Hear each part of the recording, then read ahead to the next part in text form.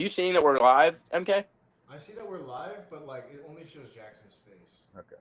Oh, I'm not even seeing that we're live. So, It definitely says we're live in both Riverside oh, and maybe it's because I'm on the MMA chat account. That could definitely be it. yeah, Hold on, that's definitely why. might be. Yeah, I can see we're live now. Okay, cool. Okay. No, I see all of us. Oh, Let's sweet. Oh, go. you All see right, all of money. us? Okay. Money. Okay. Oh, now I see all Sorry, of us. sorry everybody if my mic is a little bit lower quality than usual running with the headphones.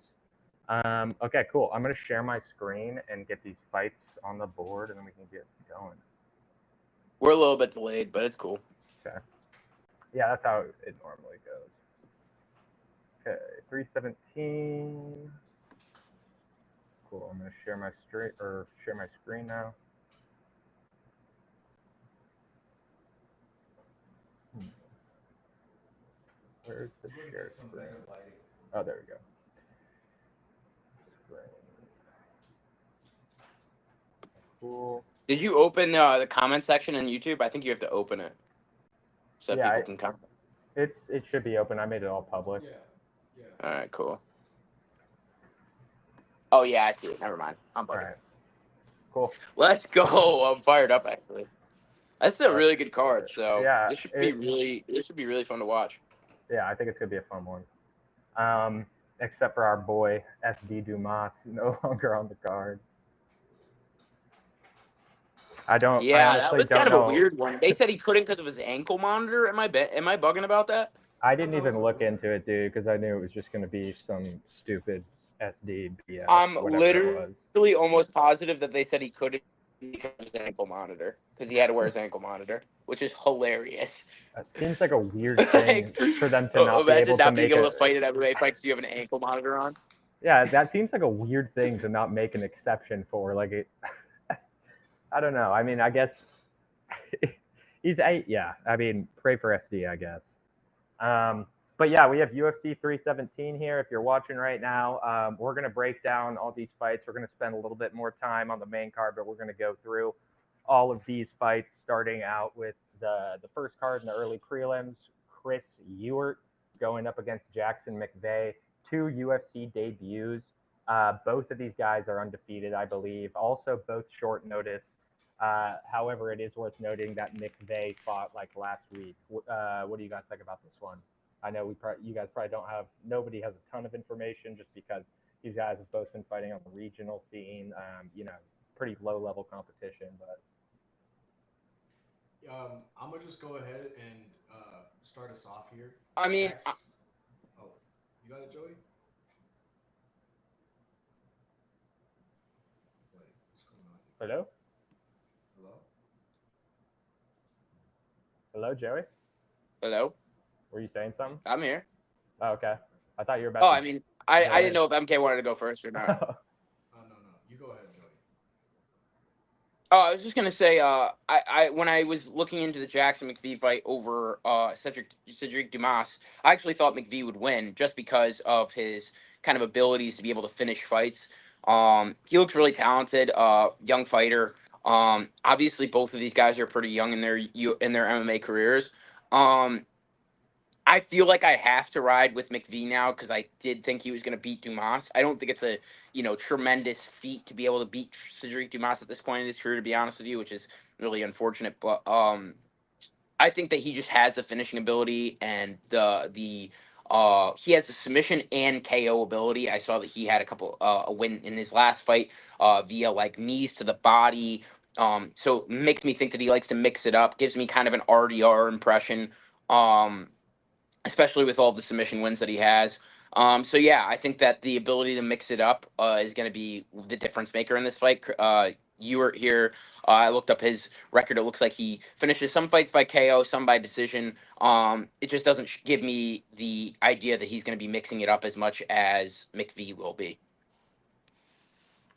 Yeah, from what I've seen, McVeigh definitely mixes it up more. But I do think, like, just talking about your Cedric Dumas point a little bit, I do think this is almost a worse matchup for McVeigh with Hmm. Chris Ewert than Cedric's was, just because Cedric's, I mean, he's been fighting for a while now, but he doesn't have any like defined base. Really, he's not the most technical or skilled guy. Whereas Ewart seems to be a pretty sound technical boxer.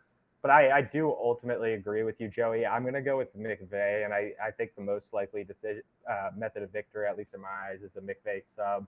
Just because Ewart kind of seems like a bit of a fish on the ground. McVeigh is so long at 6'4", so good at wrapping you up on the ground. Um, the takedowns aren't amazing, but I think neither of these guys have high level competition. I like what I've seen more from McVeigh, and honestly, I think McVeigh's his level of competition is slightly higher. I went through Ewart's opponents, and almost none of them have professional fights outside of their fights with Chris Ewart. So Okay. Interesting. MK, Well, I don't have the most information about these guys. I didn't do my due diligence, I guess, but I'm looking through and looking at their typology pictures, and Christopher Ewart is giving me like James Lontop. Christopher Ewart is giving me like James Lontop, like that kind of vibe. And I think he might just be a mean guy who has like one hell of a chin. And so I'm gonna go with the Christopher Ewart. Is he a dog in this fight? I guess the odds have it. he's a favorite now. Oh, he's a I favorite. checked Really? Okay. earlier today, and it's like it's a pick 'em, but he's like Yeah, it's a a pickup. It's like minus 130 Christopher yeah. Ewart. Yeah, I kind of agree with you with that log top take. From what I've seen, he kind of has like, I don't. He has the wide base. I think he gets hit a lot, like Lon Top does too. So Yeah, yeah, it's not a good thing, but I'll yeah, tell you. yeah. Cool. Well, it seems like Joey and I are on the McVeigh side of things. MK is on the Chris Ewart El Panque side of things. Um, It's an I like what you said though, Jackson, about this fight where it's almost a harder fight for McVeigh going in here. You can kind of see how Cedric Dumas matches up with UFC level talent, whereas against Chris Ewart, you don't know whether his knockout ability is going to be able to transfer over into this competition. So I'm really interested to see this fight for sure. yeah, I think it'll be a fun one to kick off the card. A little Mhm. bit more fun than Mo versus Humvee last week. I told you guys that fight was gonna be funny, dude. Like perfect opener. Um, Janata Denise going up against another newcomer in Alvin Hines. What are you guys thinking here? Honestly, okay, so I think Jonathan Denise is good enough to be like heavyweight title contender level at some point. So I haven't seen much of Alvin Hines fight, but I'm gonna go with Jonathan Denise. I'm It's one of those picks where I'm like, until I see somebody beat him, I'm just Mm-hmm. gonna take him as unbeaten. Yeah, I think I'm gonna ride with you on Janata. I think stylistically, Alvin could be a problem for Janata because Janata is absolutely terrible on the ground, and Alvin Hines seems to rely on his wrestling more often than not. And I feel like in some fights you could even say he like chain wrestles a bit. He basically just, if you stuff his takedown, he comes right behind it with another takedown. And he's a good wrestler too. Janata obviously way more of a striker. Basically has nothing for you on the feet just because he's a kickboxer. That's what he did before he transitioned to MMA. And the takedown defense isn't that good. So that's what concerns me. It's like I don't think I've seen enough of Alvin Hines, and he seems like a bad striker to me. It seems like he kind of wing shots from his hips, and isn't technical at all. So my prediction is a Janata knockout somewhere early, but you never know. Like I wouldn't be the most shocked person in the world if Alvin Hines can kind of make it his fight at least for a little bit, like employing the wrestling. Okay, I can see that. But I do think it's Janata knockout. Yeah. I Well, appreciate that you guys are on the Janata Deniz train. I know that's you can kind of expect me to be riding that train, being the Brazil fan that I am with MMA.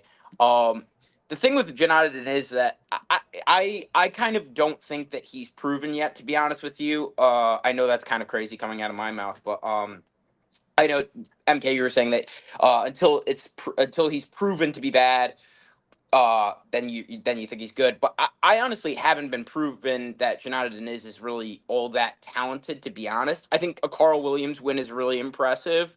I think if that doctor stoppage didn't happen in the Tybura fight, I think it would have been a lot closer and a lot more interesting of a fight. Because I think he was having some success against Tybura, but it does worry me how easily Tybura was able to get those takedowns, how easily he was able to cut him open, and that is scary, especially when you start getting further up the ranks, when you're having to face guys like Sergey Spivak and Jalton Almeida and some of these other really tough grappling heavyweights up in the division. Now, we're obviously not talking about that. We're talking about Alvin Hines here, unproven heavyweight that hasn't even fought in the UFC yet. And Jonathan Deniz in his come up through the UFC, obviously before his Tybura fight, he did look fairly unstoppable, I want to say, at this division. He looked really strong as a striker, even though he might be slightly undersized. He looked like his striking was super polished. I think that's going to be something that the experience is going to really hurt Alvin Hines here, whereas Jonathan Deniz has had the experience of fighting a 3-round fight in the UFC against a guy who might not stylistically be his best matchup in Carl Williams, and he was able to take him 3 rounds, be able to get a win against him. So he's been uncomfortable and been able to get wins. So I think even if Alvin Hines gets him uncomfortable in some situations, I still think he'll be able to get a win here. Cool. Damn, I really thought you were going with Alvin based on that description. No, yeah, Me I mean, too. well, you guys were hyping up Jonathan Deniz a lot, and I like Jonathan Deniz a lot, but I do think he is super unproven in this division. I think Yeah, that I he's agree. going to struggle a lot with some of these grappling heavyweights that up in the division, especially after seeing that Tybura fight. I mean, Tybura's nearly 40 years old and was kind of ragdolling him in some of those rounds when it wasn't on the feet, so it looks a little bit scary for him going up in the division. Yeah, totally. Yeah, I don't think Alvin's without a chance at all here. I mean, if he can get some control time on the ground, it could get scary for Janata real quick.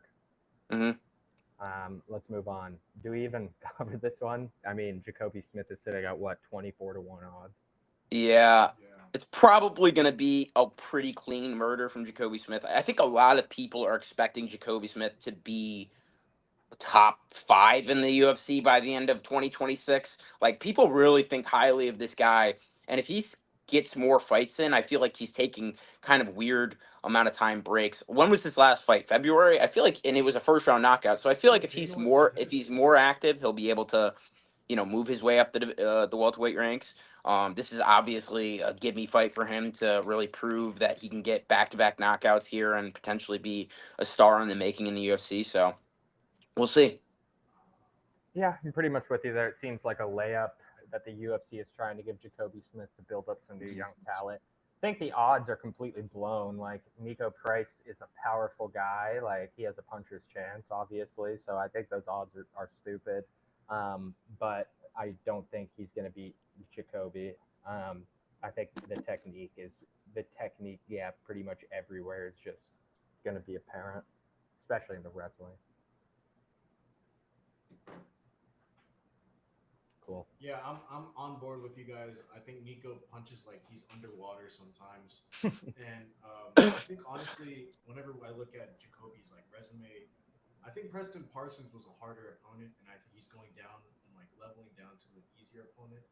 But I think it'll be a good opportunity to maybe get a finish and like put in like a stake a claim to like better opponents in the future and like more name value.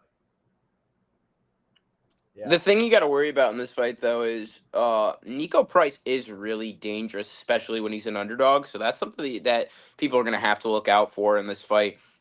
I mean, we saw it. I don't know how many years ago this was, but in the Vicente Luque fight, I mean, he was giving Vicente Luque all that he could handle for that entire fight, and that was a fight that Vicente Luque was supposed to have in the bag.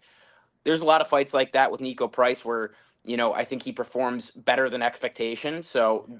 don't expect this to be a first round knockout immediately. I mean, I think you can expect this to be a war, especially knowing Nico Price and how willing he is to go to war with opponents and bleed and Would you get take hurt and still be able to stay in it. Would you take Jacoby Smith at 7-1 odds by decision? I mean, the odds still aren't great, I guess, but like No, I it's think plus that 700. I feel like plus 700. yeah for Oh, Jacoby Smith decision. Yeah, I don't hate that. I mean, I don't hate it at all. I mean, at least I think it's going to go into the second or third round. I don't really think this is going to be a fight that Jacoby Smith is going to be able to get him out of there in the first round. To be honest with you, it's just a tough fight. Nice. Yeah, I agree. All right, let's move on. We got our boy Terrence McKinney, UFC Chit Chat alum, going up against Slavaklaus, Vyacheslav Borshev. What do you guys think here? I honestly, okay, originally I thought it was going to be simple. T Rex comes in, knocks him out early. But the more I look at this, I think T Rex gets close to a finish. And then we see Slava Claus late round, that cardio, that boxing. He turns it up. He gets some body work on Terrence, and he gets a knockout win. I'm going with Vyacheslav Oh, Borshev, late KO, like round three, Ooh, interesting. round two. wow, that's I don't not. hate it. I mean, Go ahead, it's Jared. it's a weird fight. You know, I've been telling people this when they asked me about it on the live. It's a weird fight because I don't think Terrence McKinney can really win in the UFC unless he gets a finish. Unless it's like, you know, under a round and a half and he can out grapple somebody and be able to get a submission or, you know, have the puncher's chance of knocking him out within the first round. I think it's really hard for Terrence McKinney to be able to get wins otherwise. He's super dangerous, obviously, early in fights, but Vyacheslav Borshev is a very gritty fighter. Um, I feel like he was really taught or kind of hyped up when he first became in the UFC because he had some pretty solid wins. And then after, I think he had a big loss at some point in his career. I can't remember, maybe 2 years ago or last year. And it kind of put him on a weird like route in this lightweight division. Um, but I think that he could be able to get a pretty dominant decision over Terrence McKinney here. I think it's just a tough fight for McKinney unless he's able to get that finish. I think that's just where, I think that's what it is. I think if it's not a Terrence McKinney finish within the first round and a half, I think Vyacheslav Borshev is going to be able to kind of work him for the entirety of the fight. I think he's just a better all around UFC fighter. Let's go. Okay, I guess because you guys are whack, I'm gonna be the only one on the Terrence McKinney side of things. Totally agree with you guys. Uh, Obviously, we know who Terrence McKinney is. He's gonna lose if it goes like deep into the second round, and that's basically universal in his fights. I don't think any of his UFC fights have seen the third round. Um, but I honestly think Terrence is kind of entering his prime right now. I thought he looked really good against Demir Hadzovic. That sweep was really pretty. And Vyacheslav is on his not on his way out, but he's definitely on the decline. I think his chin is a little bit shaky nowadays. Obviously, he got subbed recently by Chase Hooper, or within his last three fights. Terrence, he's a threat both on the ground and on the feet. I'm just going to be the one of the three of us, I think, that leans with a Terrence McKinney early finish. I think he can get it done either way. I think my prediction is going to be a submission win, though. Yeah, I'm going to trust McKinney to go in there, get it done early before he starts gassing out. I don't hate it. That's our boy. Let's go. It's good Yeah, points. great guy. He was obviously training super hard last time we saw him in Saudi, so I'm cool with backing him. Move on. All right, super fun one. Vivian Araujo versus Tracy Cortez. Who y'all got? Dude, somebody has to go before me on this one. I don't know. I can go first if you guys want. I mean, I talked about this a little bit with Jackson before the pod.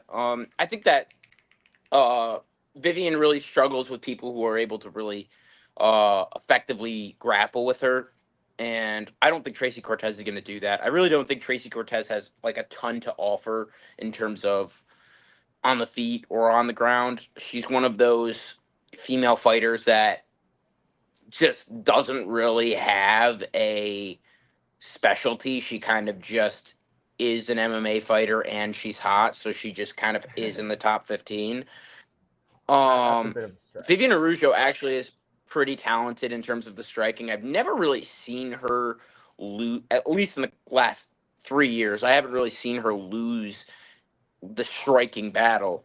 Um, Mhm. I think she can be able to effectively beat Tracy Cortez in this fight. I think if she isn't able to, outstrike her on the feet, I think she'll be able to get takedowns. I just think she's a better overall MMA fighter than Tracy Cortez. It's just tough when you're Tracy Cortez and have so many options like being hot. You know what I mean? You just like MMA Guru said this once, like where it's like the girls who are hot in MMA, like they can't be good because they have too much going for them. Whereas like ugly girls in MMA, like they don't have anything going for them, so they have to be good at they have to be good at MMA. They can't Yeah, like I make mean, an OnlyFans and then make like $15 a month from somebody. yeah, I mean, it's pretty notorious that like if you go back over a large sample size, like and take the ugly fighter over the attractive fighter in women's MMA, they're gonna win most of the time. And yeah, I love that take from you, Joey. That was a beast take because I'm leaning Vivian as well. I think bet wise, I'm not gonna bet her straight up. I like the 3+3.5 round line that we're gonna get for her. Took that with Miranda and cashed it, even though she lost to Rose. So gonna probably do the same thing with Vivian here. I agree with all the things you said about her. She's gonna have a reach advantage on the feet. She's a far more technical striker, far better striker in general. I think the main worry for me is Tracy Cortez taking advantage. This one obviously going late. I think it's going to go 3 rounds, so Tracy will have the opportunity to do this. I think she could pick up a takedown or two late in the fight when Vivian kind of starts to wear a little bit. And if she gets too much control time after those, then it's going to be a big problem on the scorecards for Vivian. But otherwise, I think Vivian has a bit of an edge in multiple parts of the octagon. So I'm going to go with her as the pick, not as a bet. The bet's going to be +3.5.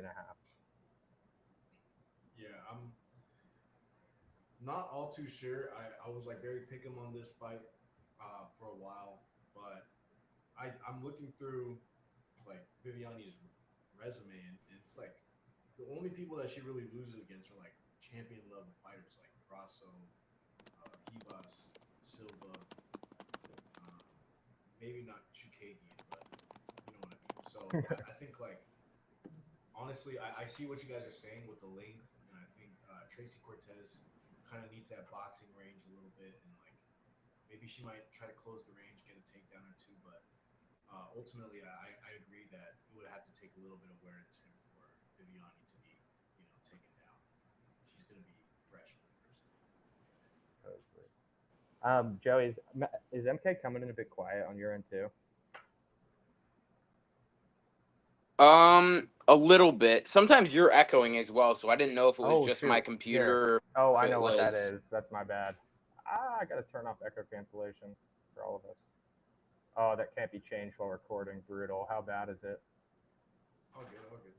I mean, it wasn't too bad when you were going like when you would go off on your picks. Sometimes it would get a little jumbled up, but I just didn't know if it was my computer, like I said, or if it was because we're storming here in Fayetteville, so I didn't know if it was like just me having bad service or No, if it's it was. probably me because I forgot to turn off echo cancellation for both MK and I, but you have it on, which is good.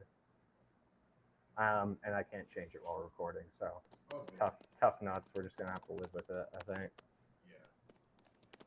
Yeah. Cool, whatever. Let me know if it starts like getting bad again, and I'll try to like move the mic around. Hyder Emil versus Jose Delgado.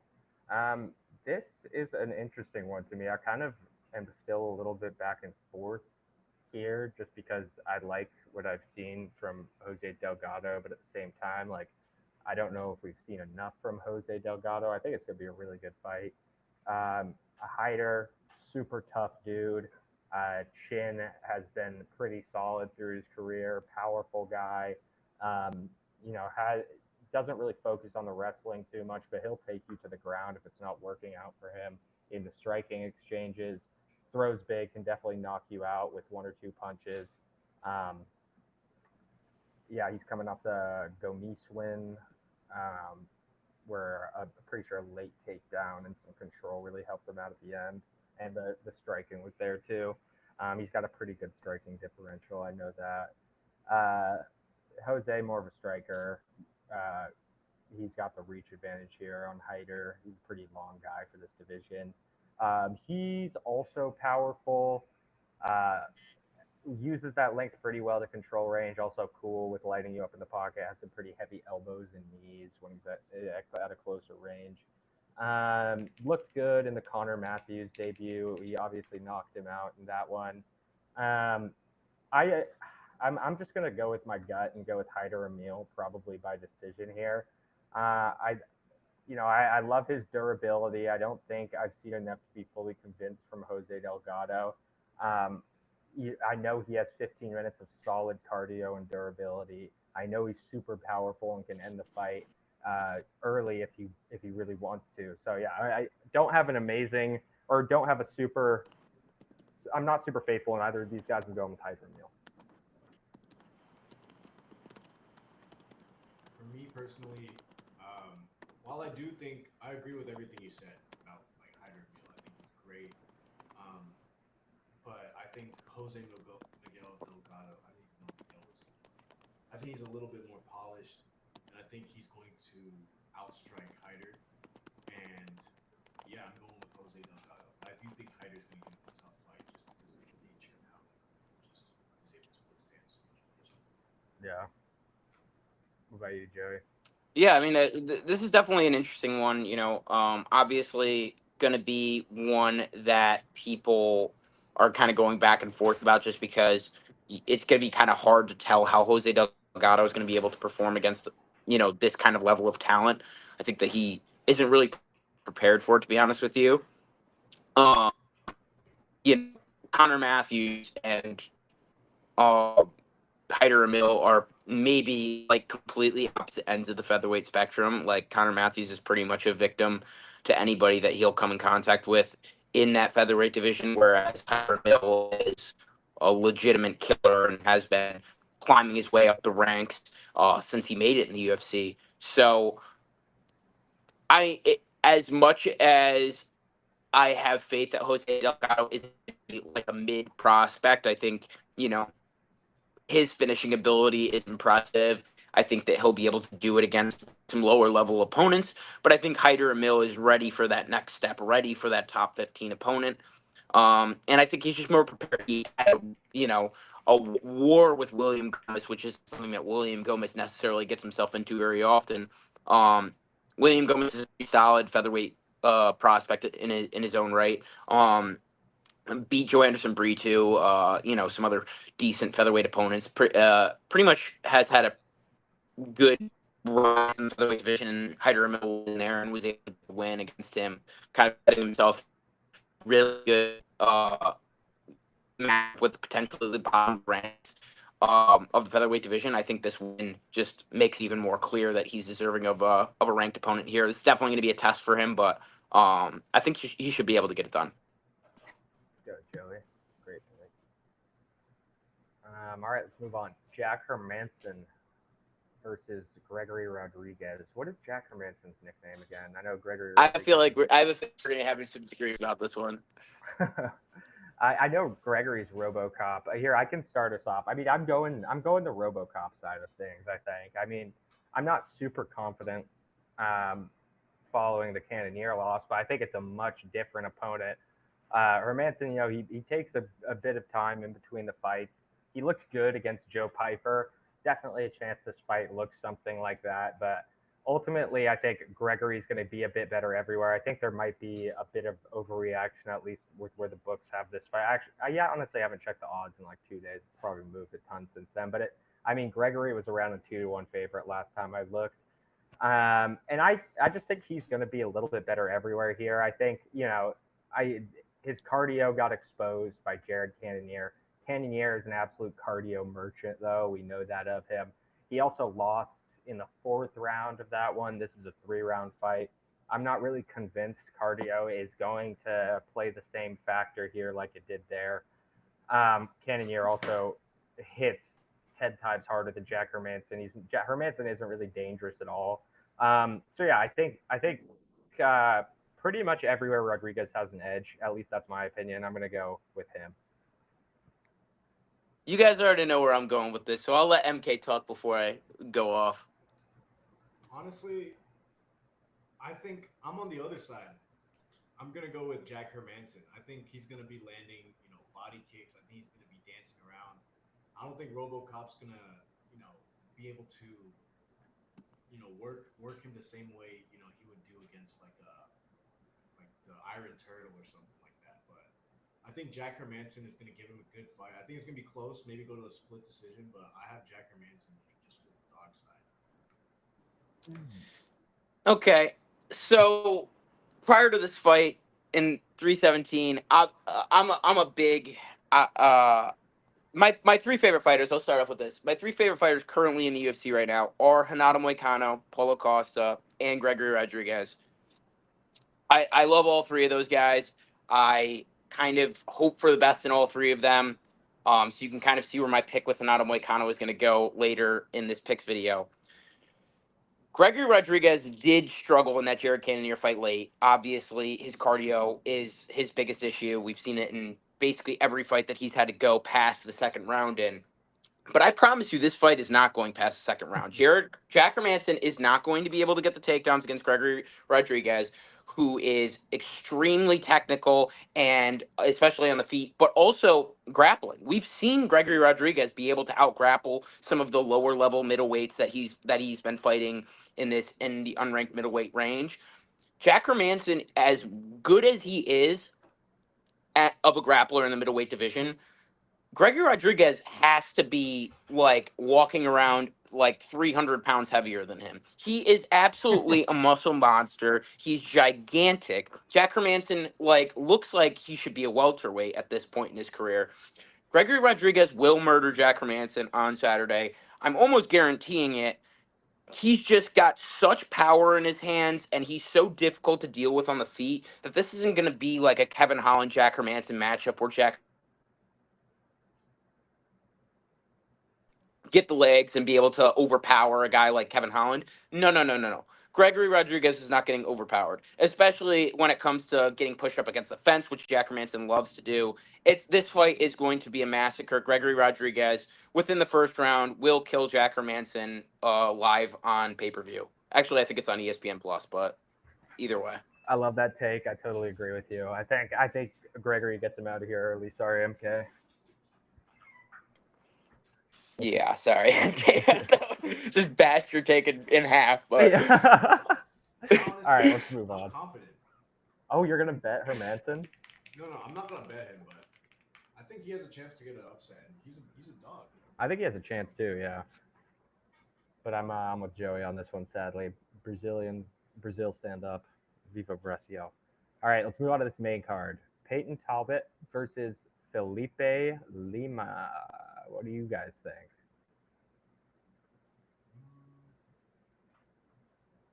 I think I'm on the Lima side of things. I think Peyton Talbot knocks him out. I think. Dude, I think that definitely could happen, bro. Like I'm not super confident on either side of this one.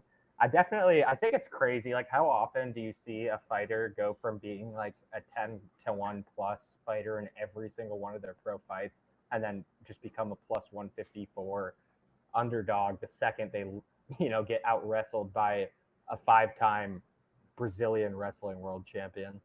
Yeah, and then it's against a newcomer in the UFC as well, like Lima. The odds kind of just make zero sense. And if you showed this to somebody who was watching Talbot on his come up, I feel like it wouldn't be the same. Yeah. Yeah, I don't know. I think I'm still going to go with Felipe Lima as my pick just because I know Felipe can present a lot of those same challenges that Raoni Barcelos can when Raoni came in there and absolutely fraud checked Peyton Talbot. I mean, I guess I think people are saying that too much. Like again, Raoni is multiple time national wrestling champion, but Felipe also has some wrestling accolades. Like he out wrestled Miles Johns, and Miles Johns is a collegiate wrestler. Peyton didn't just get taken down once; he got taken down a bunch of times. I'm kind of stuck here. I'm giving a very tentative Felipe Lima pick, but this is going to be a super close fight. there's no need to be tentative about this. No need to be tentative at all. Felipe Lima is so much more proven than Peyton Talbot. Yeah. Sure, you can beat up Cameron Simon. Everybody at bantamweight who has an inch of power has. Whoever he folded in the fight before that was also kind of an unproven bantamweight UFC signee. Felipe Lima, as soon as he started in the UFC, they weren't just like, let's give this guy, we're gonna have him fight at featherweight. Let's give him Connor Matthews, like we've been talking about before. They gave him Muhammad Naimov. Naimov, a guy who has beaten Nathaniel Wood and other decent prospects in that featherweight division. And mind you, this is a division that Felipe Lima isn't even naturally at. Felipe Lima is a scary individual at bantamweight. I think that he's going to beat up Peyton Talbot, and I think it's going to be bad. And I think people are going to look at this fight and not have Peyton Talbot as a favorite for any of his fights in the upcoming future. This was terrible matchmaking for the UFC. A stupid fight to make. Peyton Talbot should have. If you want to promote a guy like Peyton Talbot, who's banging Frank Ocean right now, and obviously has a fan base, you would put him against somebody who doesn't wrestle and he could potentially get a finish against.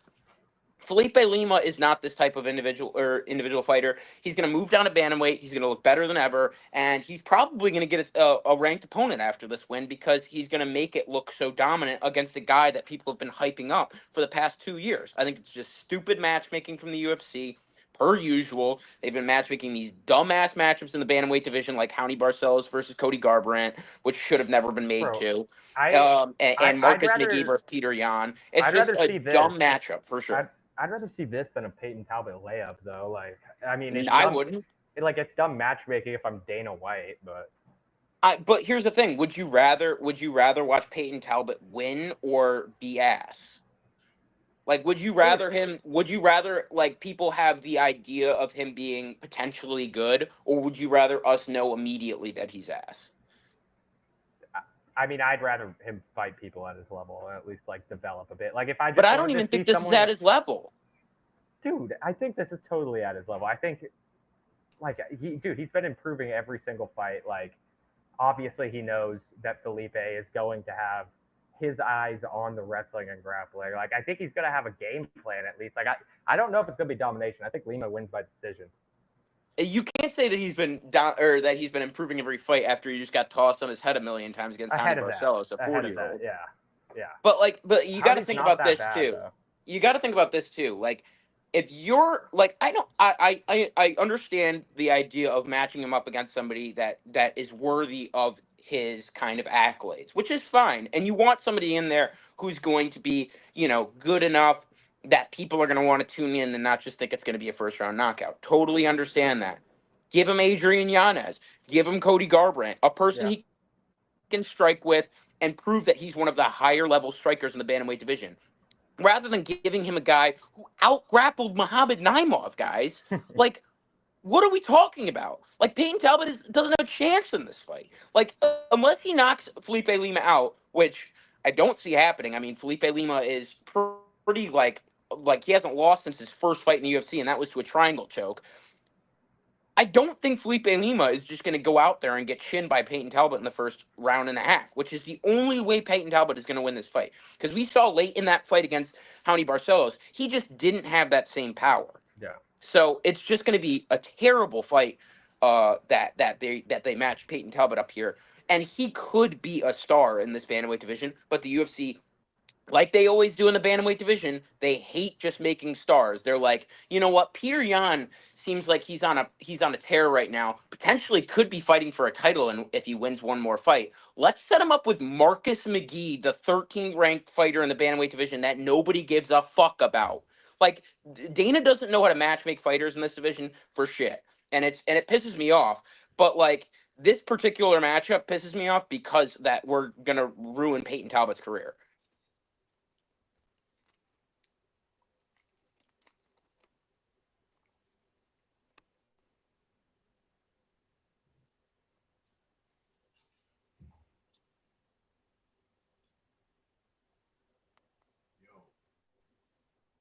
Can you hear me, MK? Yeah, I can still hear you. Okay, maybe it's just Jackson that might be gone. Yeah. Did Jackson get kicked? Well, either way, we can. Wait, is the whole thing gonna be gone?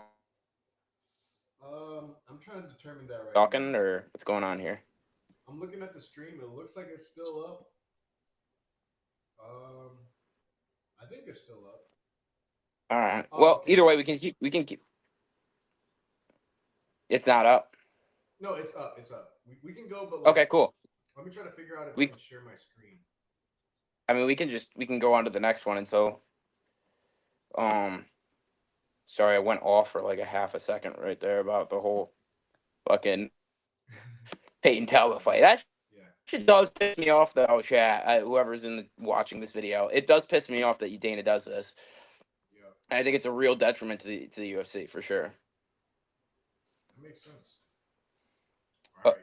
you want me Moving to on the card. bring it up? Hanada Moicano versus Beneil Dariush, battle of the older lightweights. I thought Beneil Dariush was older in this matchup, but him and Hanada Moicano are the same age, so I was going to use age as a factor in this fight, but I really can't anymore. But I can start off. Obviously, everyone pretty much knows where I'm going to go with this fight. Hanada Moicano is my favorite fighter in the UFC. He's an absolute beast. One of the only grapplers that presses and tries to get finishes.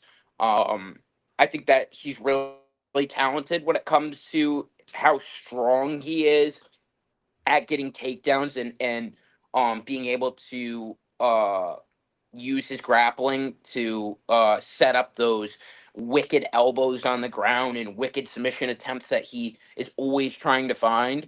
Whereas Beneil Dariush, I don't see him as hungry to get those finishes as Renato Moicano is. I know a lot of people are kind of down on Renato Moicano because of that loss to Islam where he kind of just got dominated and smothered immediately. But that was a 1 day notice fight. And I think that his shoulder probably was still bothering him from that BSD fight, where he had that like weird dislocation in his shoulder. Um, but Renato Moicano is super talented. He was on a 5 fight win streak before that.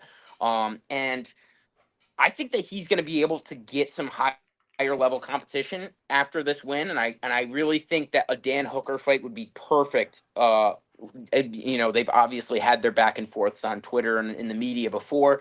I think it's the perfect matchup. I can see it right now. Beneil Dariush has been falling off a little bit recently, had a couple of losses. I think it only makes sense for Renato Moicano to be able to go in there, be able to get a dominant win against him. Yeah, I can't see it any other way. Honestly, I'm looking like I remember hearing something about how Beneil's coaches were worried about him having the confidence, and so they had him, take this approach of kind of going on a little bit of a sabbatical from training so that he can like find himself again and kind of regain his confidence. But like after you get knocked out in the first round 2 times in a row, like we saw earlier from Keith Sheets versus Fight, it does something for sure. Because I mean, it's not like a regular finish too. Like he's got brutally finished his last 2 fights, and he's only come from like a 1 knockout.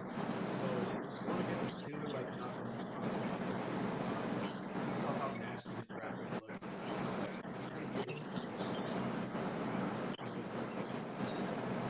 Jackson, we're on Hold mute. up, I'm getting I'm back gonna in be on the honest, MK. computer. I didn't hear a word you just said. Really? Oh, is it because of Jackson's mic? Yeah, your mic is super quiet, and Jackson's I think his air conditioning or something was like super Yeah, loud. I'm gonna mute myself. Go again, monkey. Okay, for sure.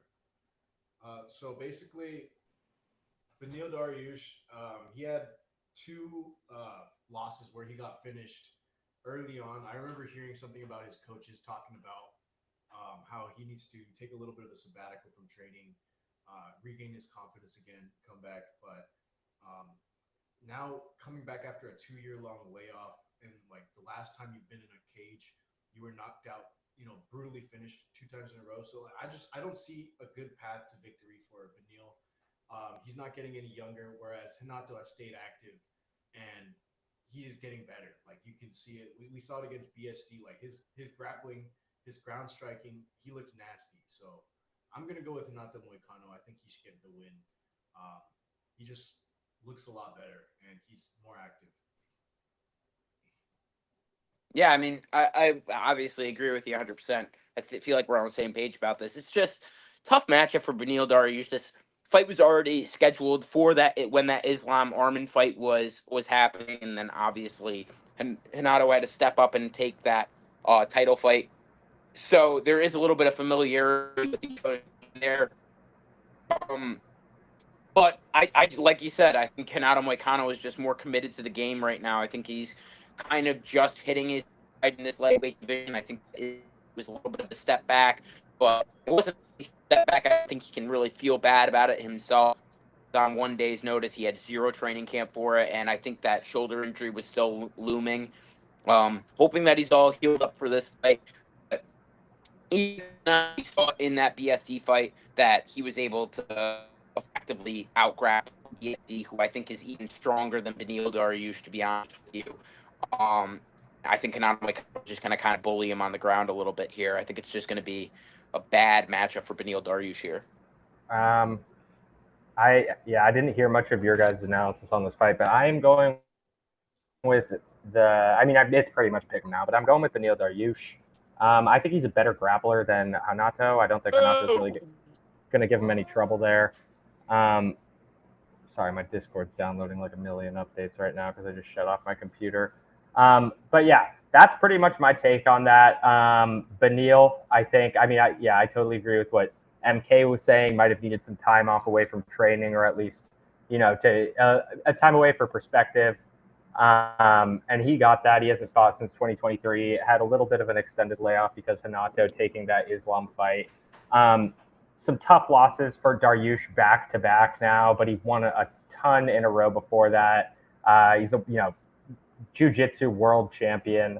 I would honestly say it's not the best matchup for Hanato, in my opinion. I also think Hanato is just Beneil seems old just because he's on such a run, but these guys are the exact, been around for forever, not on a run. He's lost 2 in a row, but he's been around forever. These guys are the exact same age. Beneil is a far more accomplished jiu-jitsu practitioner than Hanato. I am just going to take a shot on him. Okay. Cool. I mean, you're definitely going against the grain. Okay, here I know a lot of people are kind of thinking that Neil pull off. I think a lot of it has to do with recency bias with that Islam. I think that is in everyone's mouth about Hanato Moicano. Whereas I think that he's just stronger than Beneil Dariush. Like, I think that BSD and Beneil Dariush are kind of similar in terms of their styles. I think they both have a little bit of power in their hands, but if they can, they would much rather have the grappling advantage. So I kind of see similarities in their game.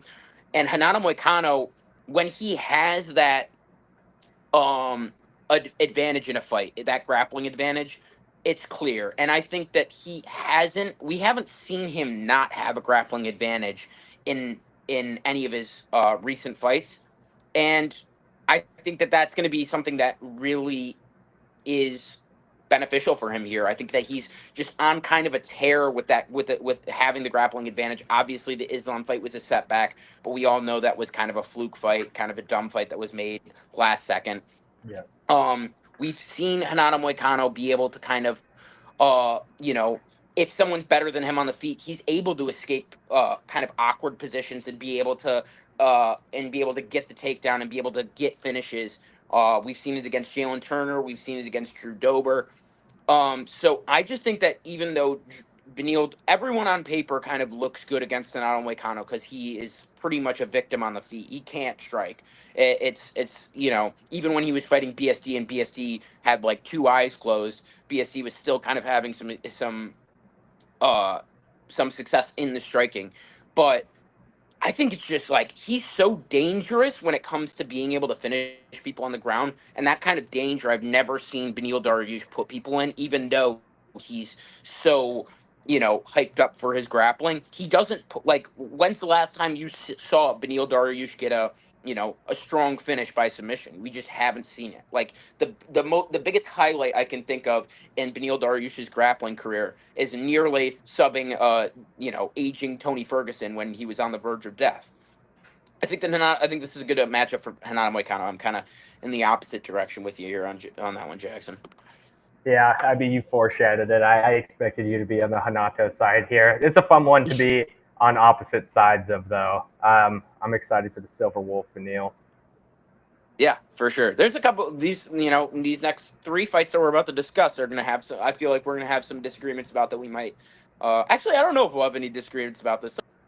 Yeah. Oh, there goes Joey. I mean, this Royval Vam one is really close, but I'd be shocked if any of us disagreed on the last 2 fights. Oh yeah. Are you sharing screen now, or is it me? And no, it can't be me because I don't even have that up on my screen anymore. Yeah, it's me.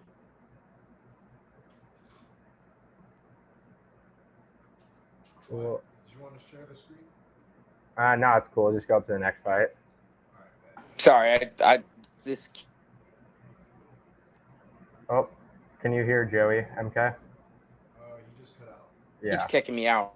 Yeah, there you go. Okay, you're back. I don't know. I'm here now. Yeah, you're kind of cutting in and out. Cool, yeah. Let's get into Royval versus Josh Van. This is a super close one. It was funny when Royval was on our podcast. He mentioned that he is a big Josh Van fan. So kind of a funny turn of events for Josh Van to be taking this on, taking this as a replacement fighter after Manel Kape pulled out. But believe Van is a slight favorite here, which is really interesting to me considering Josh Van doesn't really have any wins over high-level strikers like Brandon Royval at all. Last time he fought kind of a striking-oriented guy in Charles Johnson, or at least, like a higher-level striking-oriented guy was Charles Johnson where he got knocked out. And Brandon has a ton of experience. He's in his prime. I really like the odds on this fight for Royval. I think he's dangerous everywhere. Super diverse bag of tricks in the striking department. Really nasty subs on the ground. High pressure grappling. Most recently beat Tetsuro Taira. So I think this is a good check spot for Josh Van. Like, I think Van is going to continue to climb these rankings. I think he's going to be around for a long time at the top of the flyweight division. But I think this is just one where Royval has a slight edge. I'm going to go with Brandon. Jackson, I'm totally with you here.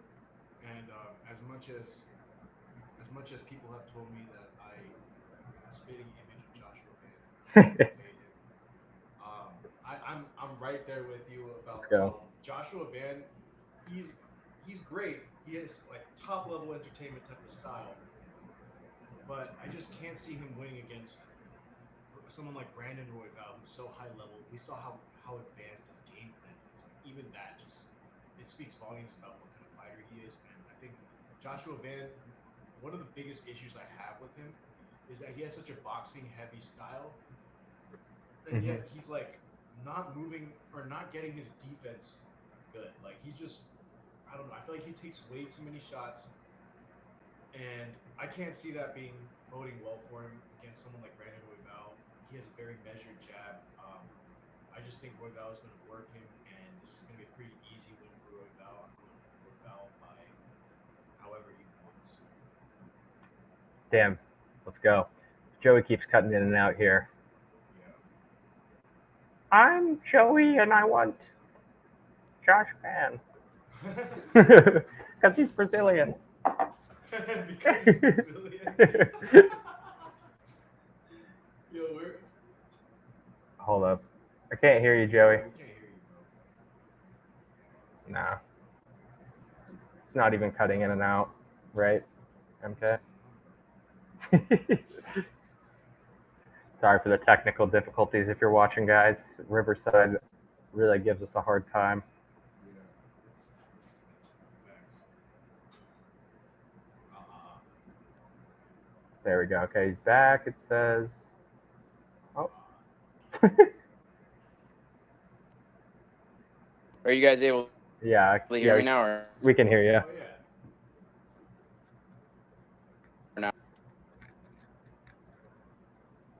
All right, cool. Basically, Dude. That's crazy. Yeah, we'll give him. Let's give him another chance. I wonder what's happening.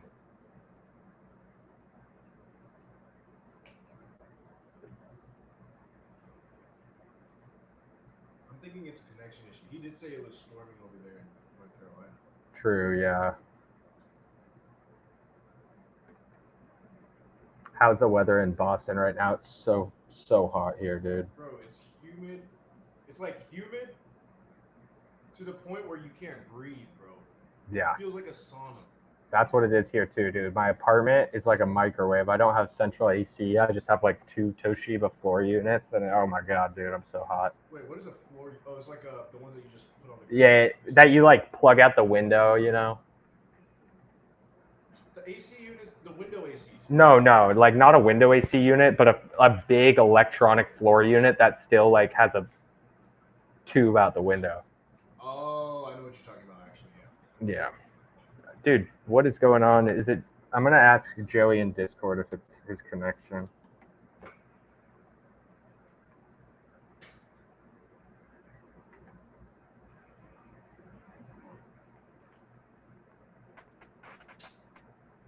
Can you hear me now? Yeah, we can hear you. Hello. Hello, Jeez, I hate this fucking dude. thing. Could it be your connection? So I 100% agree with everything you guys were saying during this Brandon Royval Joshua Van prediction. I 100% agree.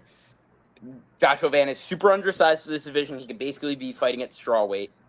And I love what MK said about his defense. He really hasn't stepped it up in that department where he's not getting hit as much. We saw it in the Edgar Chairez fight. Guys that are lengthy, he struggles with. Reverting back to the Edgar Chairez fight, not a guy that you would necessarily put on the same level as Joshua Van, but he was able to have some success in that fight against Joshua Van because of his size. And I think that that's something that he's going to really have trouble with here in this Brandon Royval fight. Mm-hmm. A big flyweight fighter, 5'9", could potentially even be a future bantamweight fighter. He's just really talented everywhere. I like what you said, bringing up that Tatsuro Terra fight, Jackson. I think that he's able to kind of crush the hopes and dreams of some of these really young, up and coming flyweights. I think Brandon Royval is just one of those guys that is just going to linger at the top of the division because of how talented he is, and it's just unfortunate that he hasn't been able to break through and get that title fight. I think it's going to be one of those guys that you look back in the you look back at after their UFC career and say, how the hell, out of the amount of times or the amount of good wins this guy had, the amount of times he had the opportunity, how has this guy not been a UFC champion? It's just unfortunate that he's in a division with one of the best flyweights of all time. Yeah, and it's funny too because I feel like he's about to get Pantoja again right after this. So, but yeah, which will be, I mean, it's deserved, but Yeah, they've been telling him Yeah, the last fight is the title. I mean, you can't blame him. yeah. Cool. Well, I'm glad we're all aligned on that one. I am 99% sure we're all going to be aligned on the final too. Yeah, me too. Cool. You want to scroll up, MK? Oh shit, I forgot that I was in charge. Yeah. I can rip the first comment about this because I've been absent rip for it. so long. Pantoja is really talented. I think already beat Kai Kara France in the Ultimate Fighter. I think we can kind of expect the same thing that Pantoja's been able to do against a lot of fighters in the flyweight division, where he's able to effectively strike with them for a little bit, and then the grappling takes over, and he's able to get mean takedowns at the end of the rounds in control time. We've seen Kai Kara France, struggle with guys like Brandon Moreno on the feet, and get finished. I just think that he'd be more willing to accept bottom position than some of these other guys that Pantoja has struggled with, like a Steve Urseg or a Brandon Royval. I think those guys are more feisty when it comes to the grappling department than Kai Kara France. I think that you might see Kai Kara France get taken down in the first round and be willing to sit in bottom position and let Pantoja kind of work off his off half guard and top position. I think it's just something that Kai Kara France knows that he's not going to have any advantage there. I think he knows that the only way that he's going to be able to win this fight is by throwing the overhands that he golly gee loves so much. So yeah, I think Pantoja should be able to, take advantage of some of the wild shots that Kai Kara France takes. It's not going to be a firefight like Kai Kara France wants. That's what he loves to get into. It's what we saw in the Cody Garbrandt fight when he had a really good finish. It's what we saw in the Steve Erceg fight when he had another really good finish. It's just not going to be one of those fights. Pantoja's not going to be willing to put himself in danger when he knows he can be able to get those takedowns and be able to, uh, you know, have a pretty easy time there. Yeah, I'm totally with you. I agree with everything you said about this fight. I am definitely on the Pantoja side of things.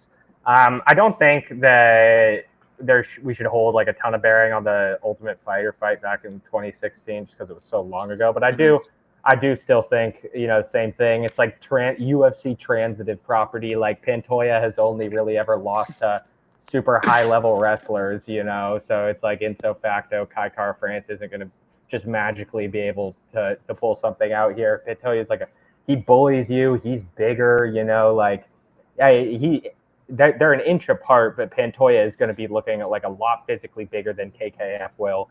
I think it's going to be a lot of the same. Yeah, like it could be a war for sure, but I think Pantoja wins squarely. And when's the last time Pantoja had a size advantage going into one of these flyweight title fights? I mean, it doesn't Like happen never, very dude. often. He's Yeah. usually the smaller guy, and he still usually overpowers his opponent when it Mhm. comes to the grappling department. I can just imagine him babying Kai Kara France here. Yeah, dude. Yeah, I'm with you guys there. I don't think Kai Kara France necessarily. If it was somebody like somebody a little bit more, I don't know. Actually, Regal. I can see the reason why people because Pantoja. It's not like he doesn't take damage. He does get hit sometimes, and then like Kai Kara France, obviously a big puncher, but yeah, I think the skill gap is pretty deep when it comes to the grappling, and I don't think Pantoja is gonna have any problems getting this done. Money. I knew we were going to be aligned on that one. I was kind of hoping I would get to hear some KKF reasoning, but all right. I mean, I guess I mean, KKF isn't bad. I mean, he's got the puncher's chance just like yeah, any totally. striker, but it's just tough, against a guy like Alexander Pantoja, who's just proved himself against such worthy competition. Time after time. Yeah, totally.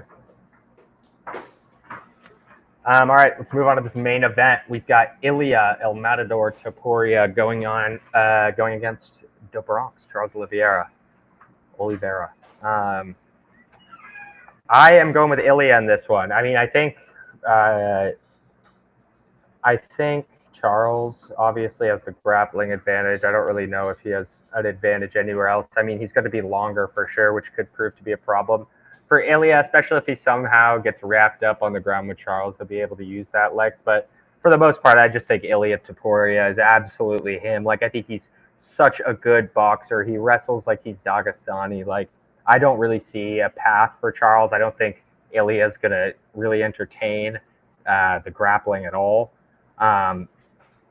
He's got great takedown defense. He's got great footwork. Like, it's going to be hard for Charles to even get it there in the first place. So, yeah, not like a short breakdown for a main event, but I really do think it's going to be all Ilya Topuria here. I love Charles Oliveira.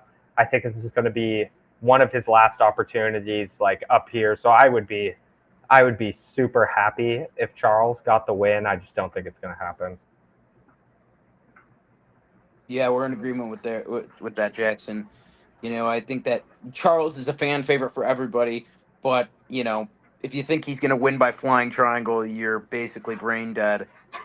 Ilya is so talented on the feet, probably one of the best boxers we've ever seen in the UFC, and I don't think that's even exaggerating at this point in his career. I know he's still young, but it's like when you're able to put together the performances that he's been able to put together over his UFC career, it's really tough to be able to go against somebody like that. I've been saying I think it's going to be Ilya by first round KO. And people in the comments when I said this on the live have been like, "When's Ilya ever won by first round KO?" It's like, okay, sure, but like we can all agree that Charles has trouble when he's getting outstruck. We've seen it in every fight he's ever been in. Yeah, And when he it has some comes to trouble getting Ilya, into it. Yeah, and when it comes to Ilya, it's just like he is the trouble. Like he is trouble. Anytime that you are in front of him, he's going to be trouble. It doesn't matter if it's a jab. It doesn't matter if it's a two. It doesn't matter if it's a hook. He's gonna hit you with something. It's gonna be hard, and you're gonna be affected by it. Now, when you saw the Max Holloway fight, they traded for the first 2 rounds of that fight, and then you could really see the power start to sink in for Max. Those shots weren't land, or he wasn't feeling the shots as good as he was in that first and second round. Same with Alex Volkanovski. Had some success early, and then that second round came, and he was struggling getting through with that power because Ilya hits you, and it's different. You can maybe take it for a round, but you can't take it for 2 or 3. It hurts. And I think at 155, it's only going to be more exaggerated. I think that Charles is going to have a really tough time getting out of that first round with all of the punches that Ilya is going to be raining down on him. I think you're going to see Charles potentially pull guard a couple of times just to escape some of the strikes that Ilya is throwing at him. And I think Ilya is going to be smart enough not to engage. And I think Ilya finishes it within the first. Yeah. I'm so glad we're all aligned on this. Yeah, like I didn't want to hear anything about like Charles Oliveira being like a big guy because I saw somewhere that Ilya was like gonna be one, or he was, I guess like kind of predicting that he was gonna be 176 or something like that around there after the rehydration or something. Maybe that's a rumor. I don't know, but when I look at this fight, I don't see Charles being able to, um, I guess, chin Ilya or being able to like out grapple Ilya. So I don't see a path to victory. But I do think he will last a little bit longer than maybe round one. I think it's a round two KO. But I do think Charles puts himself in danger very often, and we might just see an early KO like round one. Boom. I think we're all in agreement there. Yeah, it's definitely going to be an early finish from Ilya. I'd be surprised if it weren't. The power is just incredible. The boxing technique, all that.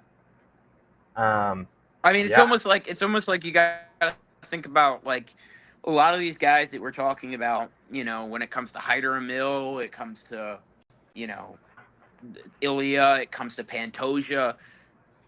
Prove us wrong. You know what I mean? Like if it, like we certainly could be wrong about this matchup, but no one has ever done it to Ilya. No one has ever done it to Pantoja. No one has ever done it to Hyder and Mill.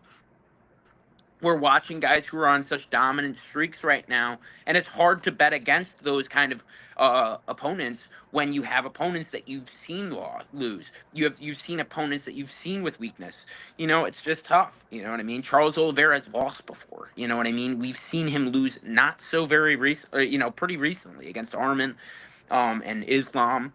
We've seen KKF lose to Brandon Royval pretty recently when he got hit with the body shot, and we've seen him get controlled on the ground before. Ilya, we're going into this with, the knowledge that we know about Ilya is that he kills everyone, and that's it. So, like, totally. it's really hard to bet for Charles here. I love Charles, but it's just gonna be a tough matchup for him.